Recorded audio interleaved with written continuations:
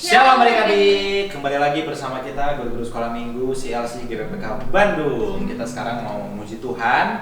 Kita adik-adik semua yang di rumah boleh, kalau di rumah nyanyinya berdiri aja, nggak usah sambil duduk, nggak usah malu-malu ya. Jadi kita nyanyi sama-sama dengan kakak koko cici yang ada di tempat ini. Kita sama-sama meskipun kita beda tempat, tapi kita bersuka cita bersama. Yuk kita angkat pujian bersama Yesus, kita melakukan perkara yang besar. Sambil tepuk tangan yuk. Bersama Yesus lakukan perkara besar, bersama Yesus tidak ada yang sukar, bersama Yesus ada jalan keluar untuk masalahku, untuk masalahmu, untuk masalah kita semua. Yesus anak domba Allah, juru selamat umat manusia.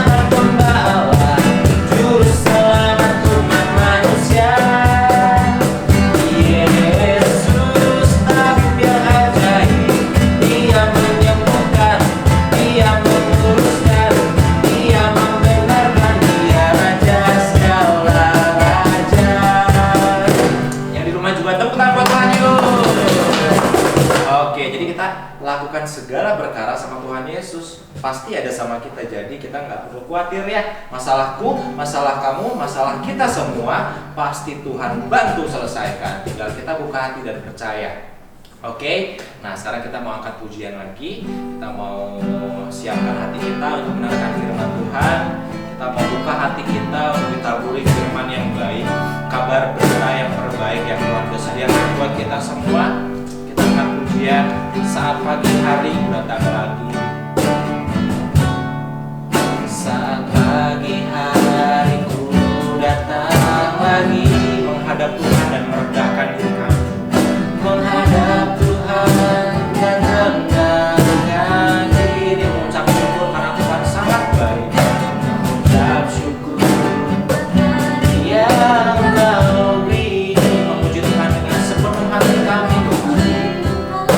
Dengan sepenuh hati, kecapkan dari awal. Saat pagi hari ku datang lagi, menghadap Tuhan dengan penuh kerinduan.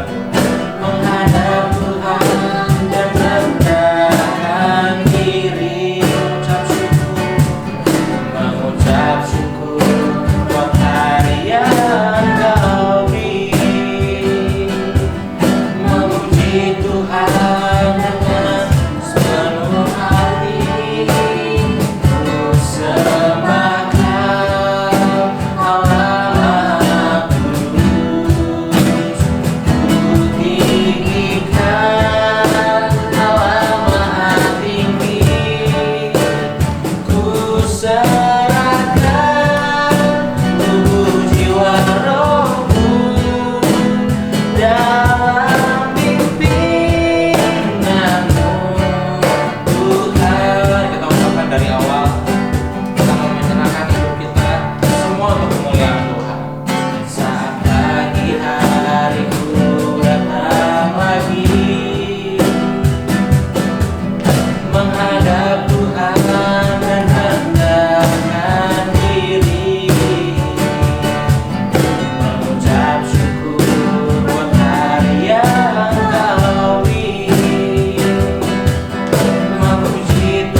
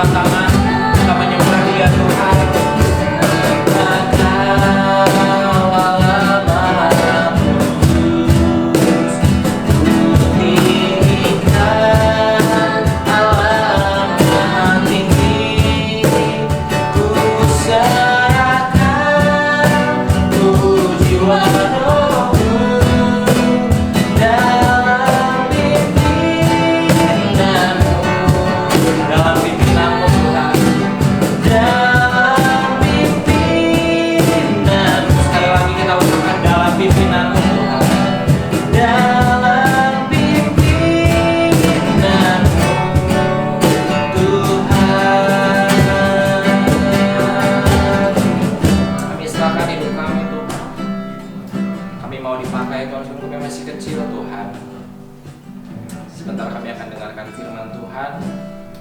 Cici Vanessa yang berdoa. Tuhan Yesus, terima kasih buat setiap berkat, buat setiap sukacita yang boleh kami rasakan sampai hari ini.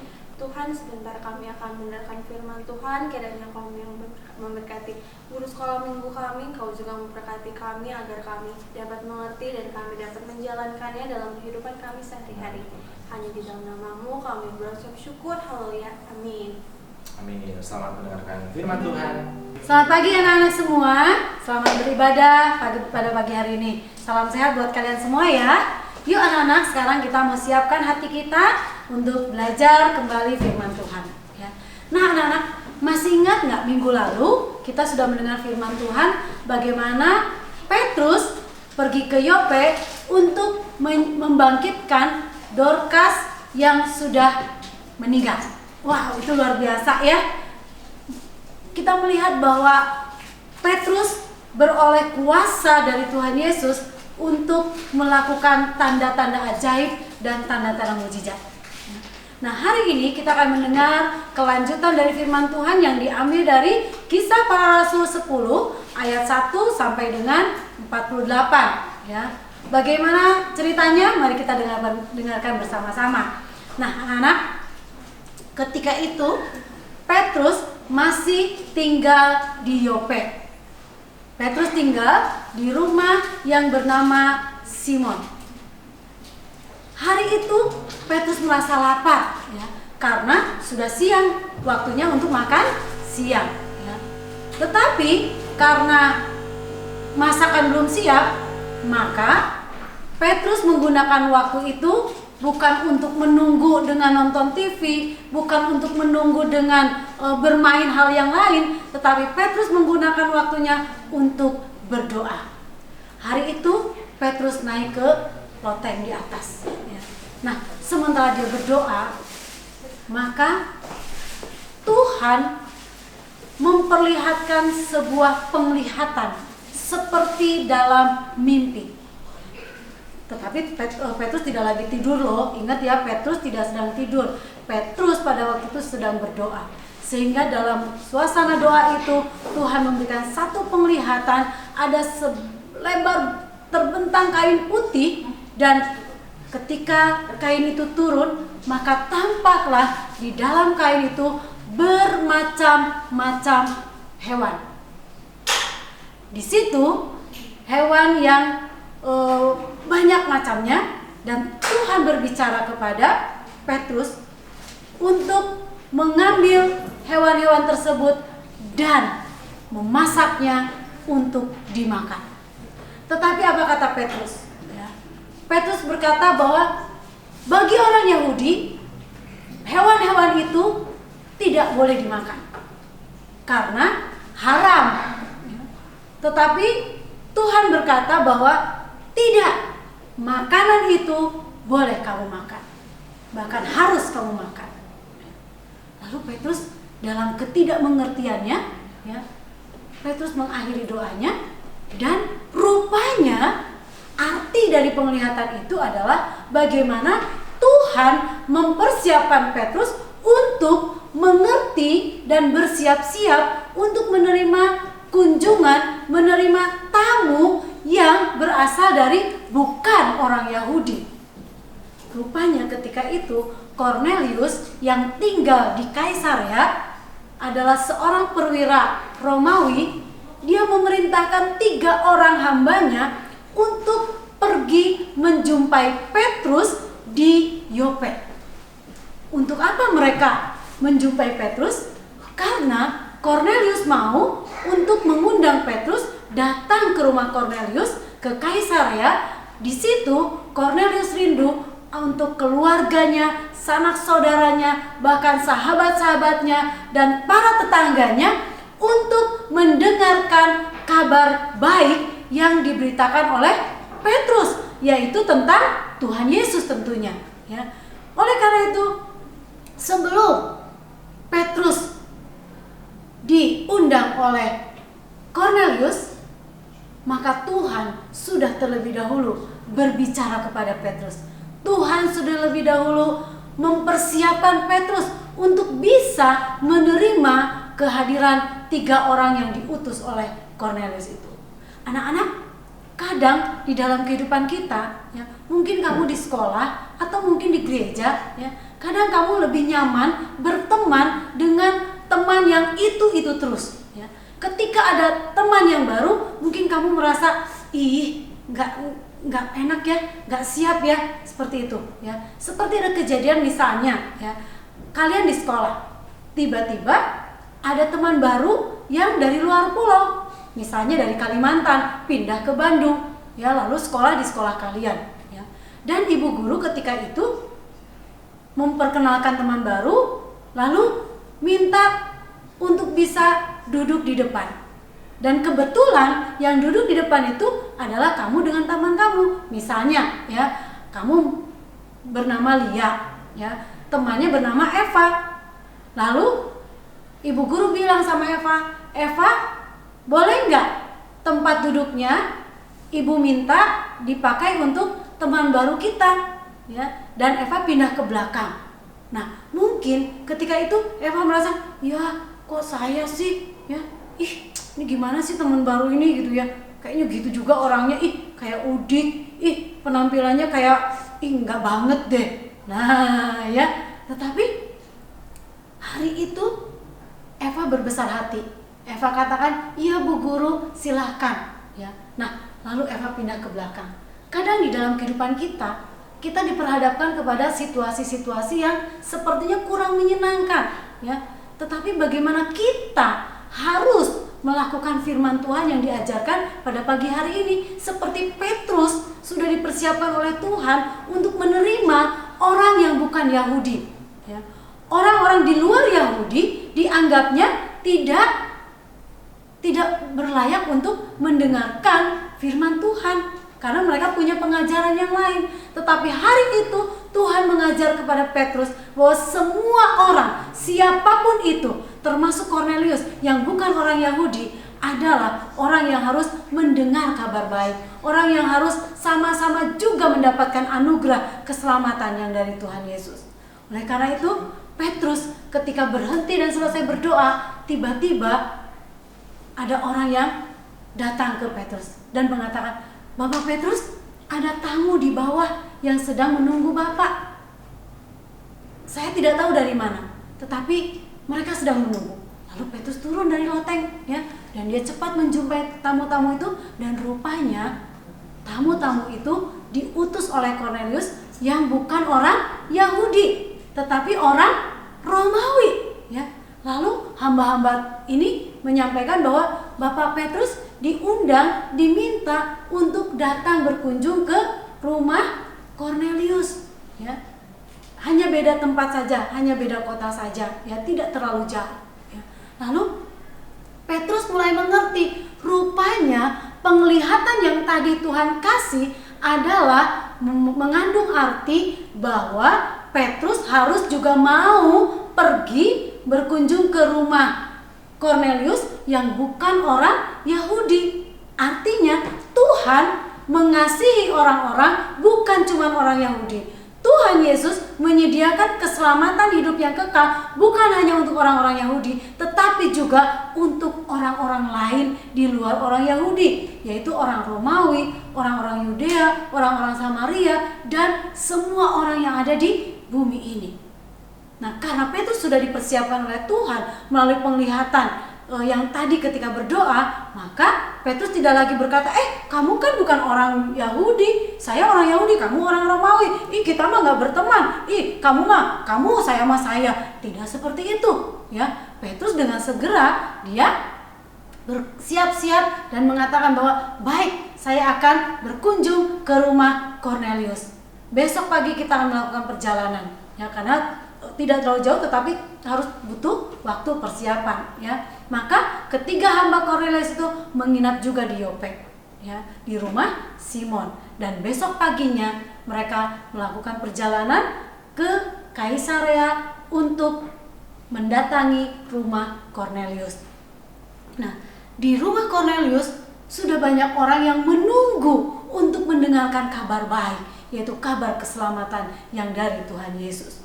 Ada saudara-saudaranya Cornelius, sanak saudaranya, tetangga, bahkan teman-teman Kornelius. Semua berkumpul di rumah Kornelius dan mereka siap mendengarkan firman Tuhan yang akan disampaikan oleh Bapak Petrus, ya. Dan betul saja anak-anak, ketika itu Petrus katakan bahwa hari ini aku diutus oleh Tuhan untuk membawa kabar baik buat kalian semua. Kabar baik itu adalah kabar keselamatan. Bagaimana kasih Tuhan Yesus itu diberikan kepada semua orang yang mau menerima, yang mau percaya, yang mau untuk mengambil keputusan untuk percaya kepada Tuhan Yesus. Hari ini Yesus adalah Tuhan dan Juru Selamat yang sudah mati di atas kayu salib.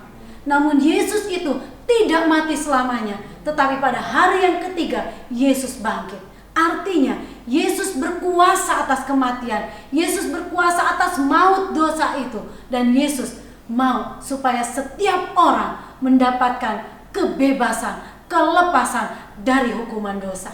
Caranya bagaimana? Caranya adalah kalian harus percaya dan terima Tuhan Yesus sebagai Tuhan dan Juru Selamat, dan dibaptis dan menerima Tuhan Yesus di dalam kehidupannya. Hidup sesuai dengan ajaran firman Tuhan. Maka disitulah setiap orang yang mendengarkan firman Tuhan yang disampaikan oleh Bapak Petrus, semua menjadi diberkati, semua merasa senang. Bahkan Kornelius yang adalah seorang pejabat, seorang perwira, dia katakan, saya mau percaya Tuhan Yesus. Saya hari ini mengambil keputusan untuk dibaptis oleh Bapak Petrus. Wah, luar biasa ya. Kasih Tuhan Yesus itu buat semua orang. Kasih Tuhan Yesus itu diberikan buat semua orang. Bukan hanya untuk orang-orang Yahudi saja, tetapi untuk orang Romawi. Dan sampai kepada kita di Indonesia, bahwa firman Tuhan diberitakan, firman Tuhan disampaikan, dan kita semua mendapatkan kesempatan yang sama untuk mendapatkan kasih Tuhan Yesus. Bahkan bukan cuma mendapatkan kasih Tuhan Yesus, kita pun harus hidup membagikan kasih itu kepada orang-orang lain yang belum percaya kepada Tuhan Yesus. Yang mungkin kamu tidak suka dengan orang itu, tetapi kita bagikan kasih itu. Seperti ayat hafalan pada pagi hari ini, nanti Cicire akan membacakannya. Di dalam Yohanes 15 ayat yang ke-12. Cicire bacakan. Inilah perintahku, yaitu supaya kamu saling mengasihi seperti aku telah mengasihi kamu. Inilah perintah Tuhan, supaya kita saling mengasihi, sama seperti Yesus sudah mengasihi kita. Bagaimana bukti Yesus mengasihi kita? Yesus mengasihi kita sampai dia mati di salib. Itu karena dia sayang kepada kalian. Itu tandanya Tuhan Yesus sangat mengasihi kita. Yesus tidak mau kalau adik-adik semua, juga ibu dan semua guru-guru sekolah minggu masuk ke dalam api neraka, dihukum di api neraka karena segala dosa dan salah kita, karena segala pelanggaran-pelanggaran kita. Yesus mau kita dibebaskan, dilepaskan dari semua hukuman dosa itu, dan hanya Yesuslah yang bisa menanggung semua dosa-dosa itu, walaupun dia harus mati disalibkan, menderita atas hukuman dosa itu. Dia lakukan itu karena apa? Karena Yesus mengasihi anak-anak semua, karena Yesus mengasihi mama papa kalian, karena Yesus mengasihi bapak ibu guru, karena Yesus mengasihi semua manusia di dunia ini. Sampai dia rela mati, disalibkan, menanggung hukuman dosa itu. Supaya apa? Supaya kita tidak dihukum, supaya kita diberikan kesempatan untuk menikmati kehidupan kekal di surga yang Tuhan sediakan buat kita. Oleh karena itu, jangan sampai kabar baik ini, kabar sukacita ini, kabar keselamatan ini, kabar kasih Kristus ini hanya sampai di telinga kita dan hanya sampai di dalam diri kita. Mari anak-anak bersaksi seperti Bapak Petrus. Mari anak-anak ceritakan kabar baik ini kepada teman-temanmu, kepada saudara-saudaramu, bahkan kepada setiap orang yang kamu jumpai. Perkenalkanlah bahwa Yesus mengasihi mereka. Yesus bukan hanya untuk orang Kristen saja. Yesus untuk semua orang di dunia ini. Yesus mengasihi mereka. Oleh karena itu, mari kita mau praktekkan firman Tuhan di dalam ayat hafalan tadi, bahwa Yesus mengajarkan supaya kita mengasihi semua orang. Yesus yang perintahkan itu. untuk kita mengasihi semua orang. Bagaimana kita mengasihi mereka? Bukan hanya terus-terus memberi permen dalam bentuk hati, coklat dalam bentuk hati, tidak. Tetapi lebih dari itu, Yesus mau kita memberitakan kabar baik, kabar keselamatan, kabar pengharapan, kehidupan kekal yang diberikan oleh Tuhan Yesus juga sampai kepada mereka. Baik adik-adik, siap untuk menjadi saksi Kristus? Puji Tuhan, ya. Mari kita bersaksi buat Tuhan Yesus. Mulai hari ini, ya, kesaksian kalian bisa dilakukan melalui cerita pengalaman-pengalaman kalian bersama Tuhan Yesus. Atau kalian berbuat sesuatu bagi mereka untuk menyatakan kasih dan kebaikan Tuhan Yesus buat mereka. Baik, mari kita akan berdoa. Kita akan mengucap syukur. Tuhan mengasihi kalian semua. Lipat tanganmu, kita berdoa bersama-sama. Tuhan Yesus yang baik, terima kasih buat hari ini. Tuhan sudah mengajarkan kami, mengingatkan kami melalui firman Tuhan bagaimana Petrus harus mau menerima semua orang untuk mendengarkan kabar baik tentang keselamatan yang dilakukan oleh Tuhan Yesus bagi semua orang. Dan biarlah kami juga Tuhan mau menjadi saksi Tuhan Yesus dimanapun kami berada. Kami mau menceritakan bagaimana kebaikan Tuhan Yesus yang kami alami, bagaimana kasih Tuhan Yesus yang kami terima melalui kematian Tuhan Yesus di salib sebagai ganti atas hukuman atas dosa-dosa kami. Oleh karena itu Tuhan, pakailah kami walaupun masih kecil. Biarlah mulut kami dipakai untuk bersaksi tentang Tuhan Yesus yang baik. Biarlah mulut kami dipakai untuk memuji nama Tuhan Yesus. Dan sikap hidup kami dipakai untuk berbagi tentang kasih Kristus bagi sesama kami. Terima kasih Tuhan, berkati Mama Papa, berkati guru-guru sekolah minggu di GPPK Permata Tuhan, berkati juga untuk guru-guru di sekolah BMM, berkati juga para pemimpin kami di pemerintahan, Bapak Presiden Jokowi dan Wakil Presiden dan juga para aparatur yang lainnya. Berkati bangsa Indonesia Tuhan, berkati kami semua. Terima kasih Tuhan Yesus. Kami berdoa dan mengucap syukur di dalam nama Tuhan Yesus. Haleluya. Amin. Dadah.